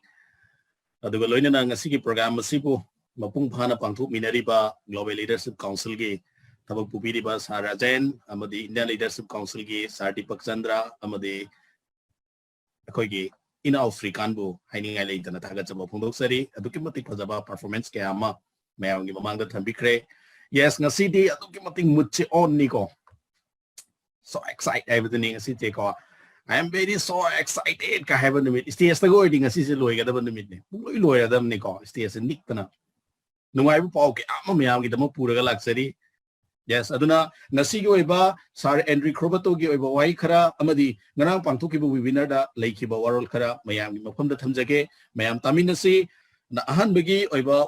wan thoksi every Andrew sar amadi ekoi gi ngarang pangthoki ba koi Andrew sar gi si tonga na kaino ina tokhi bati nate adubo ekoi gi MLCI marathon haidana program ama khaklei program adu gi manungda nahan si chatkiba ekoi gi MLCI के programme दा सार Andriy सी थोपी रखी अदु सार Andriy की याम फजब speech कर पीबीरमी yes मथंग दा Laiba golden Friday साइ ममांग दा इखोगे सार दीपकचंद्र ने याम बरी चुम थंबिरमे गोल्डन फ्राइडे असि मयाम की दमक्तनी अदुबो हंदक्ति गोल्डन फ्राइडे असि अककनबा कोई टिकट लिमिटेशन एडिशन की टाइप ता अककनबा मसिंग ओइना पिरक्रबनिना अदुना गोल्डन फ्राइडे असि ngaidana hojimak loksan biawra aibese dumak thamjage aduga big package singsi अखोगी क्रिप्टो यूनिट प्रोग्राम की याम साथीबमना अदुगा यामना फजबमना अखोगी असौबो पैकेज हाना सिटपजे अखोगी हौनबिनी असौबो पैकेज हाना लोइबा आइबसे को बाय से बिग पैकेज हाना लोइनमक बाय तौने अदुना यारिबो मखै गोल्डन फ्राइडे ngaइबिउरनु अककनबा लिमिटेड एडिशन ओइबनिना मसी लौसन बियौना बहना बियो हाइबसिमा थमजगे लोइना मयाम गिदमक्ता हाइरिबा गोल्डन फ्राइडे असिना अरोइबा गोल्डन फ्राइडे ओइखिबसु याना लै हाइबसिमा अनिसुबा पाउदमदा थमजगे यस मथंगदा अखोगी हौजिक लाकदोरिबा अखोगी ngana pangthokiba अखोगी फजरबा वेबिनार प्रोग्राम दुगी मतुंगी नदी ngasi asi अखोगी improve internal exchange asi launch toksalapagi wafamni yes ngasi mak hayang ma dum launch torani haibasi dum thamjaramge o company ge asoyanga technically issue leitragadi ana hairiba CEO Andrew Crobatona ko अखोगी blockchain gi ko अखोगी blockchain yes CEO Andrew Crobatona haiba wafamdu myam thamjage CEO Andrew Crobatona अखोगी blockchain gi lemhori ba thabak sing अखोगी blockchain da thabak kitak ngaire loigadaba ko myam gi tamakta complete oigadaba se supnatagi 100 ki manungda only 5% khatamak ngaire bani blockchain gi matangda haiba blockchain gi matanga se Andrew Sharna blockchain gi department da kari haigre September 15 की ममांगदा September की तांग 15 की ममांगदा हाइरिबा सिगुम्बा blockchain की वाउरिबा थबक मयाम से lotion view हाइबसी सारे Andriy क्रोबतो की ओइबा तोंगानबा demand नि हाइबदी एखोई की blockchain service तो बिदि बेचिलिनाउ सिंगी मफमदा अदुना सब करिगुमता 15 September सिदा यामना एखोई की लाइबक फबा ओइबा तारगदी मयाम की एखोई नखोई की लाइबक फबा ओइबा तारगदी मसिमक ताबिरिबा येंबिरिबा लिसनर सिंग ओ सुमाइना हाइग्रे सिगी डेट सिने हाइना खनबी बदु तोबिगनु मसी मक बैक ऑफिस ता मागी ओइबा पावला आगदी यस करेक्ट नि को अदुबो एखोइना ताजबा खंजबा उजबा खरदु मयामदा एडवांस ओइना तमजबनी सार एंड्री क्रोबतो गी असेंगबा खंजबा असेंगबा निंगजबा मागी एक्सपेक्ट हाइग्रे दि माना खंजरिबा एसटीओ सी सेप्टेम्बर गी तांग 10 का मंगा सिदा चंगन बसे मागी पांदमने असेंगबा मागी वाहनथोक मागी निंगजरिबा मागी असेंगबा नुंगी ओइबा वाखलोंदी अदुबो हाइरिबा 15 of September da changa do STO simaksu soida ngamna tek takaidna changbo oisno aibase ekoi ma'am wish to minasi sorgi mafam jan niminasi ana 15 September si STO changbasu yana lei or changdabasu yai madumakti hoji finalize torom khiroige aduna September haiba month asi akoi na koi gi damakta di yamna awonba nungaiba pau kya aduna thallagadaba adugum laba manni September haiba month ase adu yasima ekoi Andrew Sargi mafam ni loina ekoi gi blockchain asi yamna nungaibamna ekhoi gi puthoiba blockchain ase public atopa ko mishingna adokati high demand toy ekhoi sage ina on puthokse ba blockchain se public so many demand tori boji ekhoi gi blockchain se amtina pamna ba blockchain amasu oigane haibase mayam gi mafam da thamjage loina company atopa hai di company atopa mayam ma leiri moina su blockchain da ko sangning bagi request power la ko ekhoi de leikre haibase सारे India थंबीखरे लोइना company ना हाना फजन study तौरगा को कोई लेजरीबा एकोई criteria ma'am सी फजन fulfil तौरबो मतुंगदा अदुगुम blockchain सी ma'am गी ओइना को अयाबा हाइबदि ma'am नजु सिजनबगी को अतोप public ma'am लेरिबा अदु अतोप companies ma'am लेरिबा सिंजनसु सिजनबा याबगी criteria ना सिंगबदुसु पास तौरकनी पास तौरअनी हाइबसी वाफुम gym थंजगे yes मथंगदा अखोई की क्रिप्टो यूनिट की ब्लॉकचेन की वॉलेट से मैं मुन्ना ताबी हो को अखोई की क्रिप्टो यूनिट ब्लॉकचेन की वॉलेट की पासवर्ड से अमुक जगह अखोई की क्रिप्टो यूनिट अखोई नखोई मैम की क्रिप्टो यूनिट ब्लॉकचेन की वॉलेट से क्रिप्टो यूनिट की ब्लॉकचेन की वॉलेट से की ओइबा तोंगाना की लॉक अमम लेगने से मैम खंबियु को अखोई की लनाई इसा की ओइबा ब्लॉकचेन की वॉलेट की दमकता तोंगाना अखोई नखोई की ओइबा की लॉक अमम लोइना लेगनी हाइरिबा की लॉक से कंपनी ना अखोई दा ऑप्शन नम पी मदुगी ऑप्शन दा खोंगोबा यामना दरकार नि करी ऑप्शन नो दुदी पीरी से हाइरगदी हाइरिबा पासवर्ड असे अखोई नखोई की नेबको हाइरिबा पासवर्ड असी 12 डिजिट न सागनी को मसिंग तरा नि थोइना को मसिंग तरा नि थोइना साबा डिजिट ना अखोई की लॉक अमम लोइ पीगनी मसा मसागी हाइरिबा पासवर्ड असी इसाना दाइता लौजबा याय इसाना क्रिएट तोबो इसाना तोंगाना को सेमजबा नो प्रॉब्लम नो इशू को याय हाइरिबा इसाना सेमजरिबा इसागी पासवर्ड से को माना कंपनी ने पीरिबा ऑप्शन जे मुन्ना ताजी को पासवर्ड से इसाना दाइता लौजबा नत्रगा कंपनी की सर्वर दा स्टोर तौरगा थंबा अमा मुन्ना ताबी को सिगी मतंग से अखोई की इसा की ओइबा ब्लॉकचेन की वॉलेट से की लॉक अमम लेगनी हाइरिबा की लॉक असी 12 डिजिट ना सागनी हाइरिबा 12 डिजिट असी इसाना आउना क्रिएट तौजरबा सुयाय करिगिनो आइगी बैंक नेबा आइगी बैंक की पासवर्ड से आई इसाना क्रिएट तौजर सुयायबा अदुगा अमना अखोइना क्रिएट तौदबिदा कंपनी ने क्रिएट तौरिबा अखोगी 12 डिजिट से अखोइना कंपनी की सर्वर दा डाटा दा अखोइना लोड तौरगा थम्ब सुयाय ऑप्शन अनि ने पीरी से को इसाने इसाबु सेमजबामा कंपनी के मानरगा सेमबामा अनि यस हाइरिबसिदा करिगुमदा इसाना सेमजरिबा इसागी क्रिएट तौजरिबा डिजिट 12 की नंबर अदो पासवर्ड अदो करिगुमदा मांगखिबा थोअबा को करिगुमदा मांगखिबा थोअबा काउखिबा थोअबा अदुइबा तारगदी लाइफ टाइम अमोहना रिकवर तौबगी नो चांस सिमा मैम खंबिगदबा को इसाना क्रिएट तौजरिबा पासवर्ड अदु इसाना सेक्शन डायरी अमदनते डायरी तरादा इसलगा मफम खुदिंगमक सुना थंबियो हाइबजे हाइजे करिगुमदा इसाना आउन क्रिएट तौबा तारगदी अदुगा कंपनी के सर्वर द लोड तौरगा थंबोरगदी नो इशू को अदु इतारगदी मांगबगी तारगसु काउगिबा तारगसु अइना अमुका इगी पासवर्ड तो रिकवर तौजबगी चांसेस पीगनी सिमा मैम यामुन आइडिया लेबिहो को सिमा थमजके लोइना ngasai ममादसु पंजगरे पोर्टफोलियो लोइना स्टेकिंग तौबगी खुदोंजाबा पिरकदौरे हाइबसी याम थुनमक मयाम की मफमदा लाखरगनी मयाम की याम नुंगाइबा पाव मोइगनी अदुना करिगुमदा अदोंगी पोर्टफोलियो लोइन स्टेकिंग तौबगी खुदोंजाबा पिरक पतारगदी यस मधुगी मतमदुदा एखोय अरंबा लेवल द स्टेकिंग तौरगा UNTB की टोकन जे एखोय अरंबा लेवल दा सुंगबा ngamnana होना बिगदबनी हाइबसी मसु थमजगे यस STO अमदी एक्सचेंज की मतंग दा सेप्टेम्बर मंथ्सतगी को नुंगाइबा पाव अमदी सोइदना लेरे हाइबसीमा मयामगी मफमदा सिमसु थमजरमगे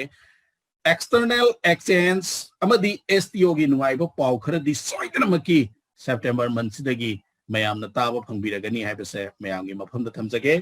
यस अदुना हौजी हौजी एखोइना तौरिबा थबकसी करिनो हाइबसे एखोय अमुक्तंग ग्यान ताथोमिनसी इसागी एसेट्सु लेंगदना लेरबा को ब्लॉकचेन ऑन ब्लॉकचेन सु लेजरबा मेगी ब्लॉकचेन नमा पानतांग नत्रबा इसागी ऑन ब्लॉकचेन सु पुथोबा अदुगा सिक्योरिटी एक्सचेंज कमीशन सु अप्रूव तौबिरबा को अदुगा इंडिया दा ऑफिस अनि सु लेंगदना थंबिरबा अदुगी मनुंगदा मणिपुर दसु लीगल लोइबो ऑफिस अमा लेंगदना सु थंबिरबा सी भावदा थाजद्रगदी को अतोपा वर्ड लेतरे को अदुना इसागी लेंगदबा एसेट सु लेरबा ब्लॉकचेन सु लेजरबा अदुगा सिक्योरिटी एक्सचेंज कमीशन सु इसागी तौरिबा थबक इंगांग मैम से अप्रूव तौबिरबा व्हाइट पेपर न चिंगबजु पुथोकदबगी रेडी द लेरबा अदुगा इंडिया दा ऑफिस अनि सु थंबिरबा अदुगा 176 कंट्री दा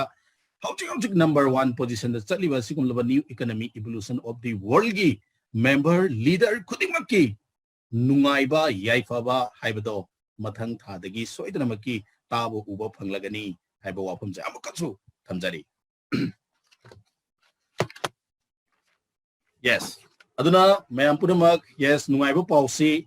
piba se ayamba loisalae ko sini aikoina chaliba no manini mamang sigi manung dai koina webinar tajaba webinar program singi manung dai koina fungjaba nungai bo pausing se aduna hairiba singmlaba nungai bo pausing asi soidana maki mayam gi mafamda sinana bagi namakta aikogi sar Henry Crobato gi changjala khongjang asi adoki patik leptana soidana ba handaki matang simadadi mayam gi mamang da soiki bangam kiba thajaba manghan kiba kya lerabasu handakti mayam gi thajaba se lemna manghan leroi handaki paikhala ka doriba mayam asdi mayam gi warak pagi nungaina na bagi hongak na bagi punsi ma live ama change samta tor na bagi mong do pirage haiba pandamda hoji company gi yam phajaba thabai ngang sing paikhali aduna mayam pura mak support tominasi mayam pura mak support tobiu loinana hoji August man loi ka tabati supnatagi hafta ama khakta mangai kre supnatagi hafta ama aduna hafta ama sigi manung nani hoji company na pibiriba free token 150 150 asi hafta ama khata ngai re loi ki gadoba loi khraba matung da mi kaya ama ka phorani mi kaya ama pelawra roi adubu kaidoni upai leite khoi jo haibe aba haire tobe aba tawre thaja bi gedaba mana thaja bi draba da khoi kari tawai bano upai nai tobe aba haibe aba mongonda khangan be aba khoi hona be aba honare adubu maduda thaja odaba mioi sing adugi life adu generation manga regret chaho bana tana atai atopa pambai leite haibe simtang mayam da thamjage